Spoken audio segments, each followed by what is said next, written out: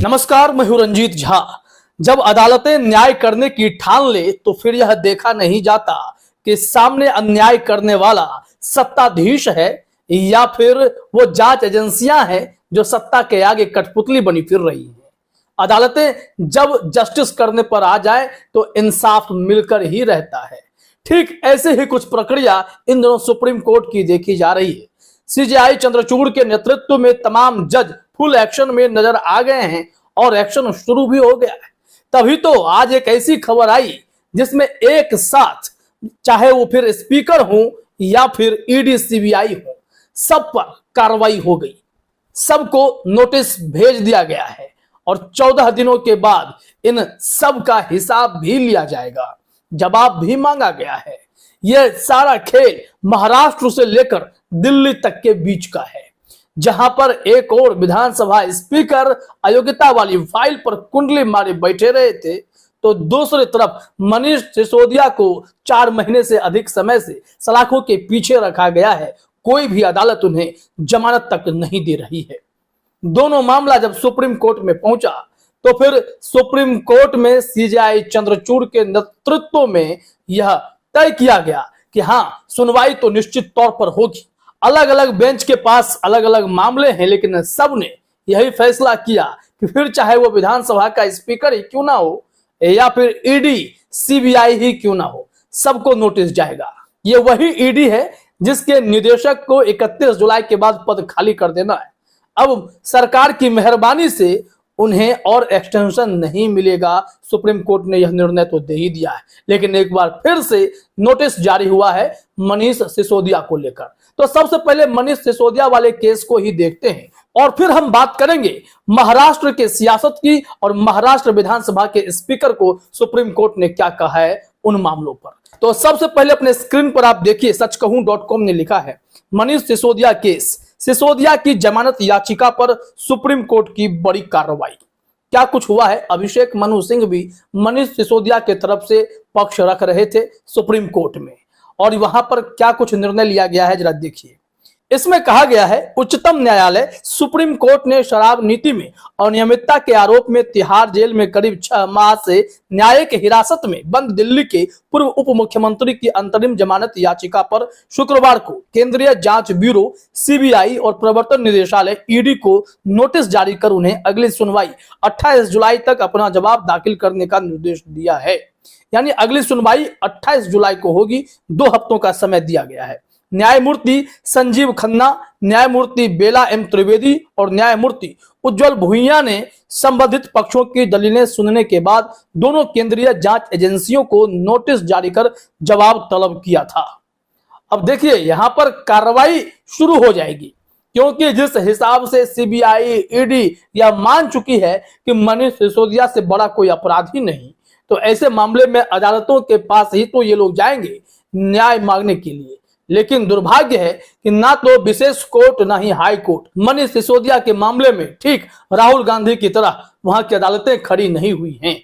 ऐसे में supreme court से उनकी उम्मीदें बढ़ी हैं। अब अभिषेक मनु सिंह भी इनका भी केस लड़ रहे हैं, राहुल गांधी का भी वही लड़ रहे हैं। तो देखिए जरा यहाँ इंसाफ मिल पाता है कि नहीं।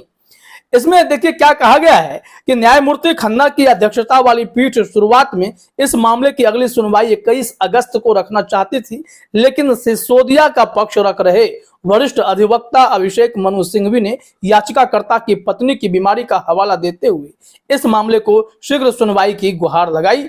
इसके बाद पीठ ने अगली सुनवाई की तारीख 28 जुलाई मुकर्रर की है। आम आदमी पार्टी के वरिष्ठ नेता मनीष सिसोदिया को सीबीआई ने भ्रष्टाचार निरोधक रोकथाम अधिनियम के तहत 26 फरवरी 2023 को गिरफ्तार किया था। इसके बाद प्रवर्तन निदेशालय ने लंबी पूछताछ के बाद धन शोधन के आरोप में उन पर प्राथमिकी दर्ज कर लिया था। तो देखा आपने, उसके बाद से मनीष सिसोदिया गिरफ्तार हुए और जेल में महीनों से बंद हैं। लगातार कोशिश हो रही है रिहाई की, जमानत की, लेकिन कुछ भी नहीं हुआ है। तो उम्मीद अब उच्चतम न्यायालय में ही की जा रही है। आपको बता दें कि सीजेआई चंद्रचूड़ के पास इनकी अर्जी गई थी। अभिषेक मनु सिंघवी ने जो दलीलें रखी, जो समस्या बताई, उसके बाद चंद्रचूड़ साहब ने कहा कि ठीक है, हम आपकी बात सुनेंगे।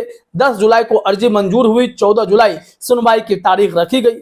जैसे ही दोनों पक्षों की बात सुनी गई है। अब नोटिस जारी कर दिया गया है सीबीआई को भी, ईडी को भी। वैसे भी सीबीआई के जो डायरेक्टर हैं इस वक्त कर्नाटक के पूर्व डीजीपी प्रवीण सूद हैं, जिनके खिलाफ आपत्ति कांग्रेस ने जताई थी।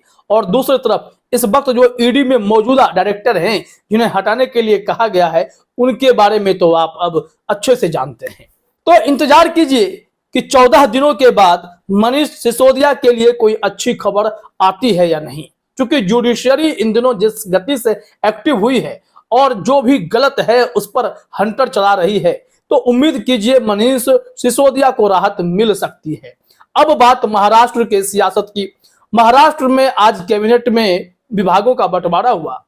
उम्मीद के मुताबिक अजित पवार को वह पद मिल गया जो वो चाहते थे, वित्त मंत्रालय, लेकिन शिंदे गुट के विधायकों को निराशा हाथ लगी है।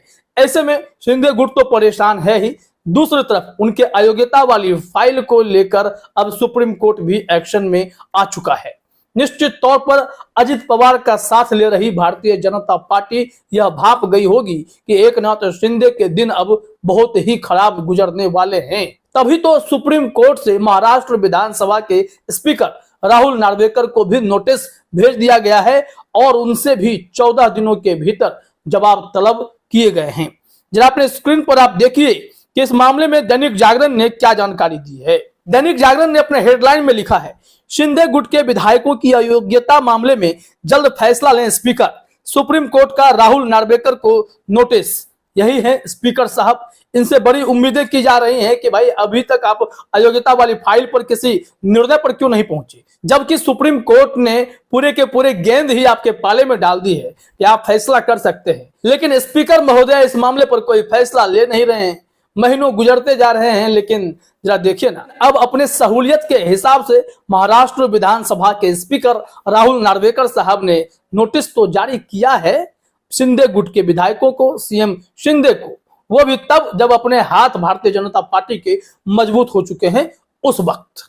लेकिन यहां गौर करने वाली बात यह है कि इन सब के बावजूद सुप्रीम कोर्ट की नजर महाराष्ट्र की सियासत पर है और नोटिस जारी किया गया है।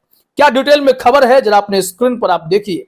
दैनिक जागरण ने लिखा है कि सुप्रीम कोर्ट ने शिवसेना यूबीटी नेता सुनील प्रभु की याचिका पर महाराष्ट्र विधानसभा के स्पीकर राहुल नार्वेकर को नोटिस भेजा है। शिंदे गुट के विधायकों की अयोग्यता के मामले में यह नोटिस जारी हुआ है। कोर्ट ने स्पीकर से जल्द फैसला लेने को कहा है। 2 हफ्ते के बाद फिर वो मामले की सुनवाई करेंगे। अगर तब तक नार्वेकर साहब किसी ठोस नतीजे पर नहीं पहुंचे, अगर शिंदे गुट के विधायकों पर कोई कार्रवाई नहीं हुई, तो समझिए कि सुप्रीम कोर्ट का गुस्सा फूटने वाला है।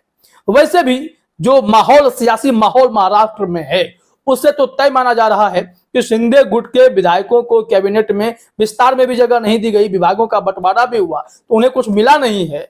तो बीजेपी यह मानकर चल रही है कि शिंदे गुट को आज नहीं तो कल अलग थलग होना ही है, क्योंकि स्पीकर साहब फाइल लेकर अगर बैठेंगे, सुप्रीम कोर्ट का दबाव होगा तो वो अयोग्य निश्चित तौर पर घोषित कर दिए जाएंगे।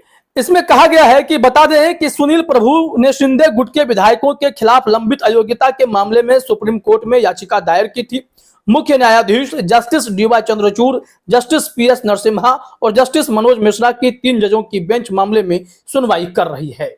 चलिए, इसमें तो अयोग्यता वाली बात होगी, लेकिन इससे भी जरूरी खबर यह है कि जो चुनाव चिन्ह या पार्टी का नाम शिंदे गुट को सौंप दिया गया था, अब उस मामले में भी फिर से सुनवाई होगी और सुप्रीम कोर्ट का फैसला इस वक्त नए नियम कानून के आधार पर आएगा और उद्धव ठाकरे को वापस असली शिवसेना की कमान सौंपी जा सकती है। इसकी भी प्रबल संभावना है। तो ऐसे में तो शिंदे गुट के विधायकों को सिर्फ टेंशन ही होगी, उनके लिए दरवाजे बंद होते जो दिखाई पड़ रहे हैं।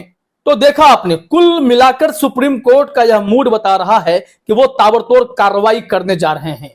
एक्शन शुरू हो चला है, फिर चाहे वो विधानसभा का स्पीकर हो या फिर ईडी सीबीआई जैसी जांच एजेंसियां हो, हर किसी पर कड़ी कार्रवाई हो सकती है। अगर इस मामले में जिरह बिल्कुल सही तरीके से हुई तो फैसले भी निष्पक्ष ही होंगे, ऐसी उम्मीद अब आप सुप्रीम कोर्ट से कर सकते हैं। क्योंकि जुडिशरी जितना बोझ महसूस कर रही थी, अब सीजेआई चंद्रचूड़ के आने के बाद वो दबाव मुक्त होकर काम करना चाह रही है। ऐसे में अब कोई राजनीतिक अड़ंगा पेंच ना फंसे तो निश्चित तौर पर आप अदालतों पर गर्व करेंगे कि हमारे सुप्रीम कोर्ट हो, हाई कोर्ट हो या जिला की अदालतें हैं, हर कोई इस हिसाब से फैसला कर रहा है जिससे एक मैसेज देश को जाएगा, जुडिशरी आपके लिए खड़ी है। इसको लेकर एक जानकारी यह भी आई है कि उत्तर प्रदेश में एक सांसद महोदय को 1 साल कारावास की सजा सुनाई गई है। वो सांसद महोदय कोई और नहीं, भारतीय जनता पार्टी के देवरिया से सांसद हैं। अब उनके ऊपर कार्रवाई हो गई है, लेकिन शुक्र मनाइए कि जज साहब ने हिसाब से फैसला दिया है, नहीं तो उनकी सांसद ही चली गई होती। अब ऐसे में 1 साल की सजा मिली है, लेकिन सजा तो मिली, ऐसे तो जमानत बहुत जल्दी मिल जाया करती थी। अब यहां पर आप न्याय की उम्मीद तो रख सकते हैं, फिर चाहे वो कोई भी अदालत हो।